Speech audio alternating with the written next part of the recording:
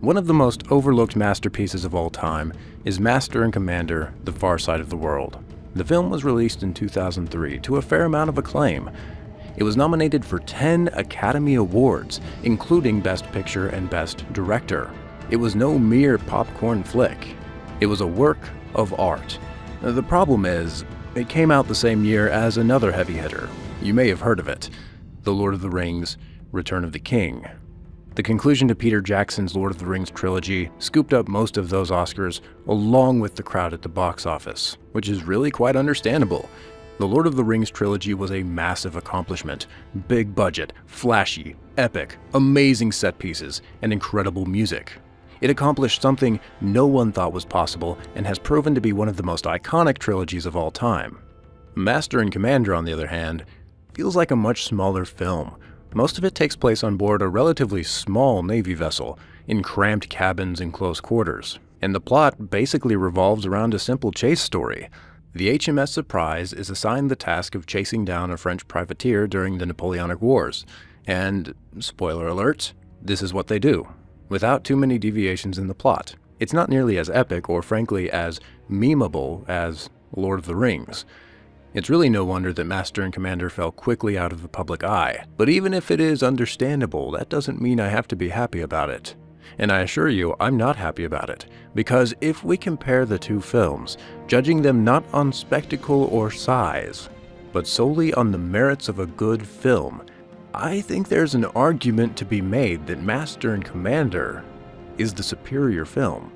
Even the Academy thought that this was true, at least in terms of the visuals of the film, awarding Master and Commander the Oscar for Best Cinematography. I personally love the way this film is shot. Please ignore the aspect ratios that you may be seeing now. Back in the day, they used to cut films down to fit square TVs for the DVD releases. But in the original aspect ratio, every shot is a masterpiece. The camera angles, the shot compositions, the photography just blow Lord of the Rings out of the water. Anyone can snap a shot of mountains or massive armies and impress people, but Master and Commander's camera work is pure art. If you're one of those every frame a painting people, watch this film on mute just for the visuals. It's like a dance, a ballet of moving paintings. On second thought, it would be an absolute crime to mute this film, because the Academy also awarded it the best sound editing. Go now, get your best headphones, your best speakers, and just soak in these sound effects.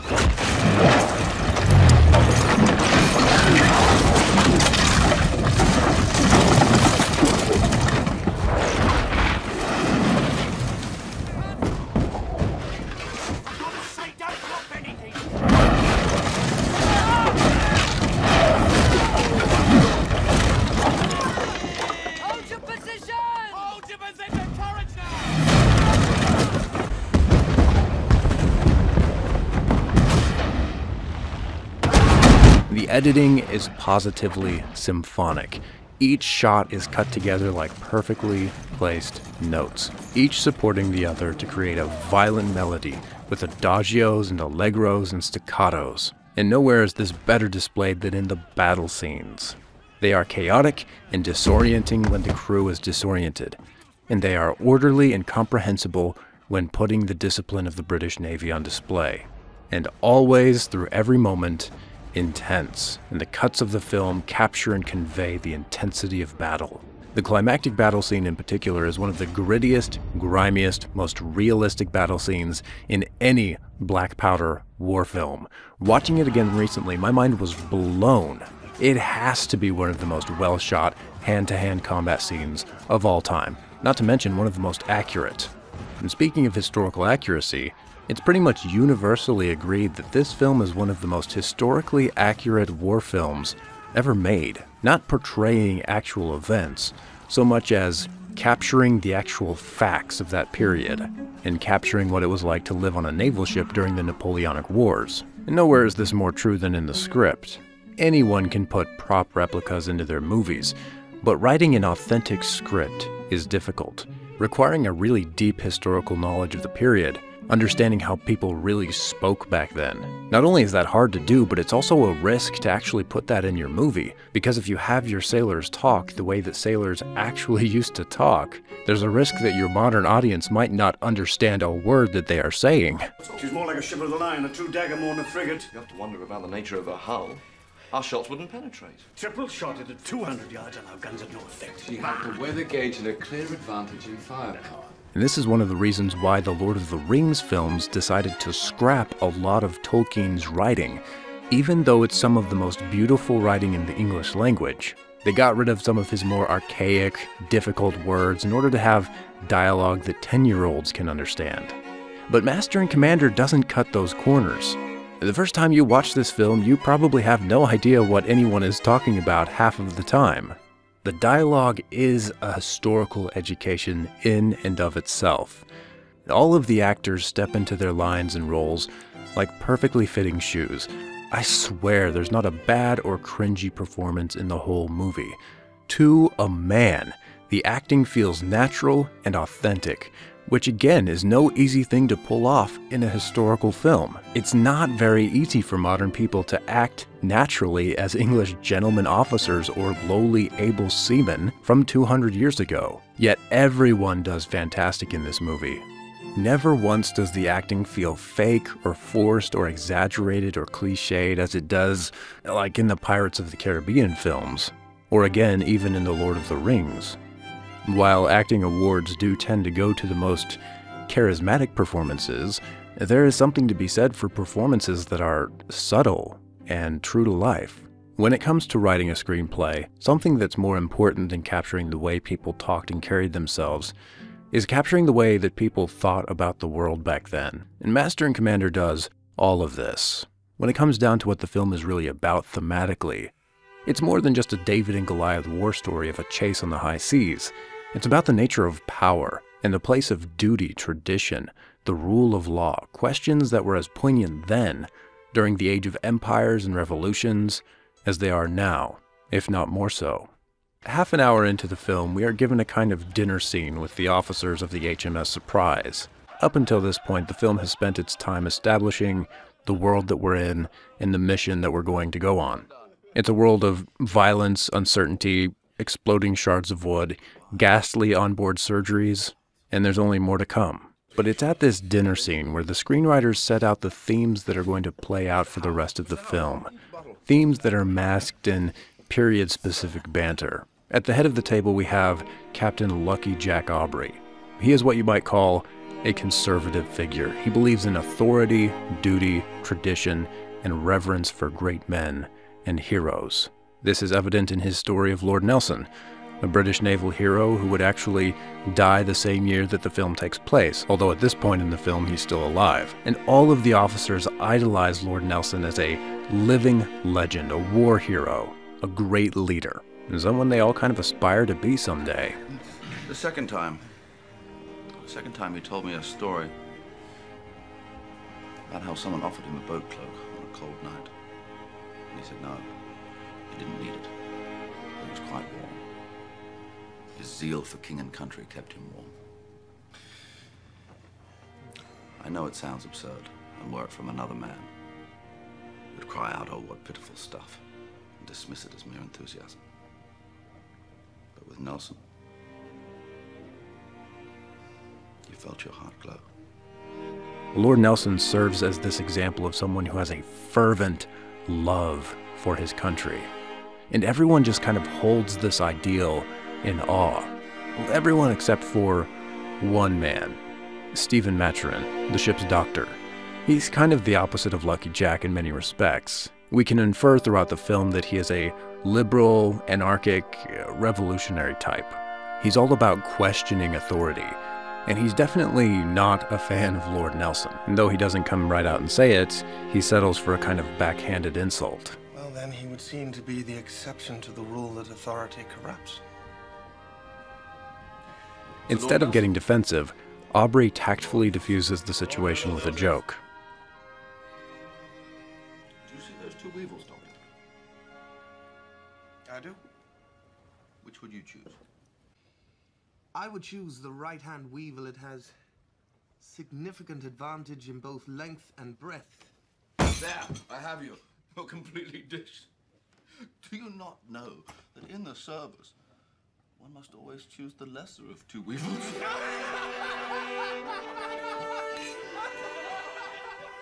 They all move on to having a good old time. It may seem like a dumb joke, but beneath the surface, Aubrey is telling Stephen, look, no one is perfect. You have to choose the lesser of evils. Even if power corrupts, it is necessary. It may be evil, but it is a lesser evil. And with that, the scene gives us two of the main themes that are going to play out for the rest of the film: the corruption of power and choosing the lesser of evils. Both of these will become deadly serious for Captain Jack. As the Surprise continues the chase, they pursue the French privateer around Cape Horn, a notoriously dangerous locale famous for its harsh weather. Worried that his prey might escape him in the storm, Aubrey makes the risky decision to leave up more sail so as to travel faster, but this also puts the ship at risk of being manhandled by the wind, and this is exactly what happens. Realizing he has put the ship in danger, Aubrey orders the topsails to be taken down, but in the process, part of the mizzenmast breaks off, taking a crew member with it. They try to pull the fallen man back into the ship, but Aubrey is ultimately forced to cut the man loose, because the wreckage on which he is floating might sink the ship. Sir! The wreckage is acting as a sea anchor! We must cut it loose! It's going to sink us!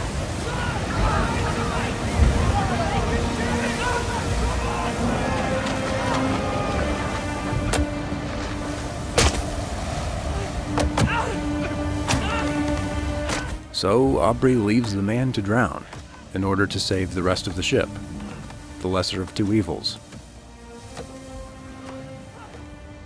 All of this nasty business pretty well tears Jack up. Stephen awkwardly tries to console him, saying that, you know, things like this happen. As you said yourself, you have to choose the lesser of two evils. Evils. But when Jack asks how the crew is responding to the death of one of their own most popular shipmates, Stephen says that maybe they should have turned back a long time ago. It's starting to look like Jack is looking out for his own pride more than for his men, putting the lives of his men at risk, just so that he can prove a point that he's a great ship captain. Naturally, Jack becomes defensive. He claims he's acting on duty. It's not a question of pride or anything like. It's a question of duty. Duty. Right, yes, I believe I've heard it well spoken of. Well, you can be as satiric as you like. Viewing the world through your microscope is your prerogative. This is a ship of war, and I will grind whatever grist the mill requires in order to fulfill my duty. Whatever the cost. Whatever the cost. To follow orders with no regard for cost.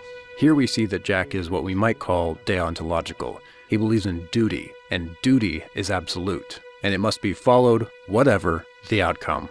Stephen, of course, rolls his eye at the idea of duty, not just because he thinks it's antiquarian, but also because he thinks that Jack may only be using duty as an excuse to cover up his own pride.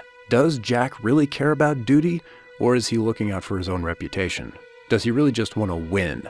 Like all of us, Jack is unknown to himself, and his faults are best seen by others. Maybe Stephen is right about him, or maybe he's wrong, but one thing is always true. When we appoint leaders, we appoint fallible people. They will always have to choose between the lesser of evils, and they will always burn us, eventually. But what's interesting about human nature is that we don't always place the blame on the leaders who actually burn us, especially if we really like that leader. We find a scapegoat, and this is how the crew of the Surprise responds. They don't blame Jack for any of the bad things that have happened. After all, he's lucky Jack Aubrey. Everyone loves him and trusts him. They'd follow him anywhere. So instead, they put the blame on one of the midshipmen, Hallam, and it's understandable why. You see, power and leadership and influence are not just about effectiveness, but it's about image. It's about optics. From the very first scene of the film, we are clearly shown that not only is Hallam an incompetent leader, he clearly looks incompetent. Lacking confidence or assertiveness, he seems more of a timid mouse than a proud lion. Instead of leading with authority, he tries to win the approval of the crew. He submits himself to them for their approval, not unlike the typical nice guy. And of course, this does not have the desired effect. In fact, it has the opposite effect. None of the crew like him or trust him. And Aubrey tries to explain to him why this is. You don't make friends with the foremost Jacks, lad. They'll despise you in the end, think you weak. Nor do you need to be a tyrant. No, sir. I'm very sorry, sir. Look, Hallam. It's leadership they want. Strength. Now you find that within yourself. And you will earn their respect. Without respect, true discipline goes by the board. Yes, sir.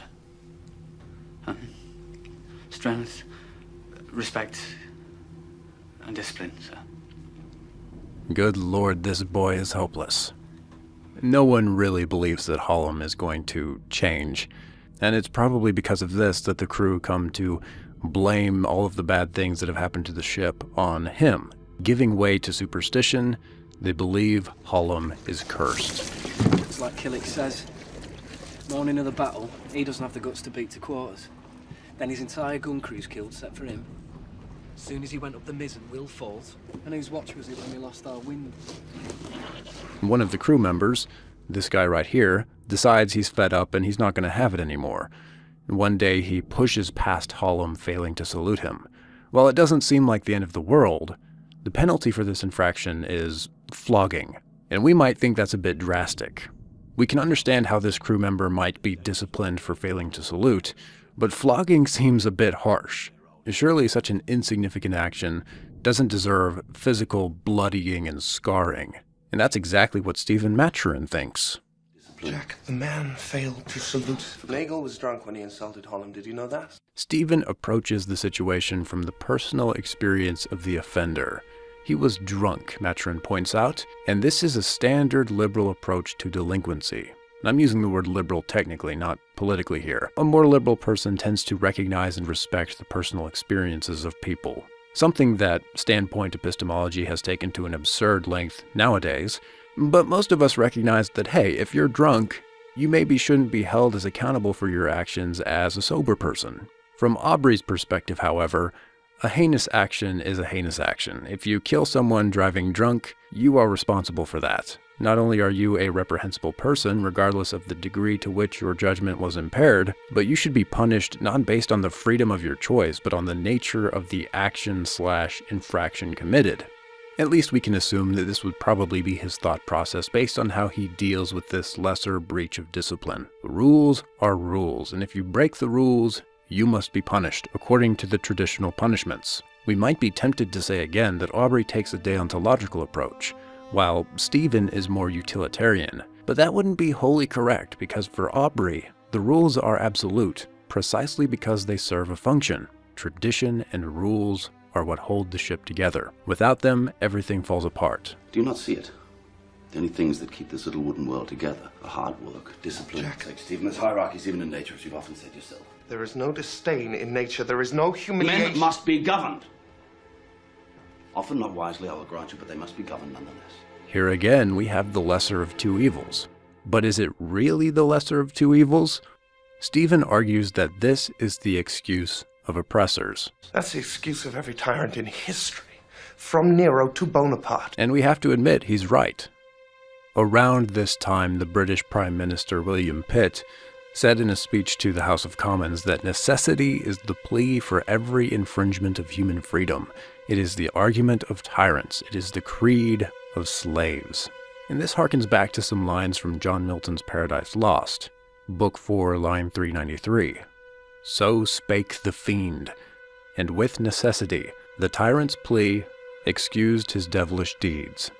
Tyranny and oppression is always, always carried out in the name of the good and the necessary. From Nero to Hitler to modern leaders, everyone who uses power tries to argue that morality is on their side. So Stephen is understandably kind of supportive of mutiny. You see, I'm rather understanding of mutinies. Men pressed from their homes, their chosen occupations, confined for months aboard a wooden prison. Stephen, I profoundly respect. And he makes a great point, one that we could easily overlook if we don't know our history. Many of these sailors were pressed into service against their will.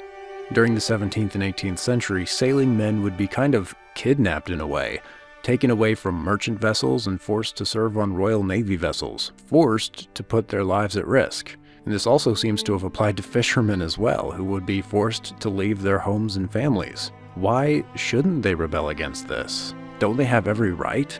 This question remains unanswered. Aubrey simply says, "You've come to the wrong shop for anarchy, brother." And we cut to the punishment in question. As with any good film, Master and Commander doesn't preach to us, doesn't force one viewpoint on the audience, at least not in the dialogue. Throughout the unfolding actions of the film, however, we do see a change come over Captain Aubrey. When his friend Stephen is injured by a hunting accident, we see Aubrey give up his duty-bound and/or pride-fueled chase of the French privateer in order to save his friend's life. And I think it's also interesting how the victory at the end of the film is achieved, on the one hand, yes, by strict discipline, but also by bending the rules of discipline. They disguise the surprise to ambush the enemy. They cover up their uniforms. And I think what's most important, again, a point which you might miss, Aubrey tells the men not to salute. Right, from now on, no sirs, no salutes, no whistles, no bells. Aye, sir. And this is all the more meaningful when we hearken back to the big kerfuffle over the importance of saluting. Maybe there's a time when we need to break the rules, or at least change the rules.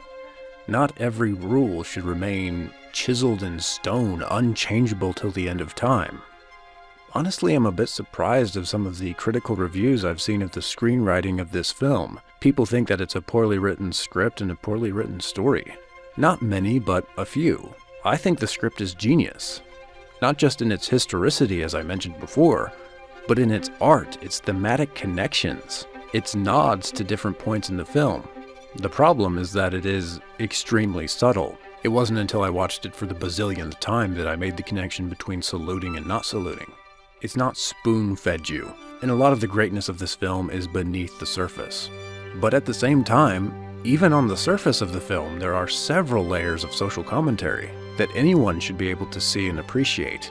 The film makes a clear connection between the ship itself and England, going so far as to say that the ship is England. England is under threat of invasion. And though we be on the far side of the world, this ship is our home. This ship is England. This is more than mere symbolism.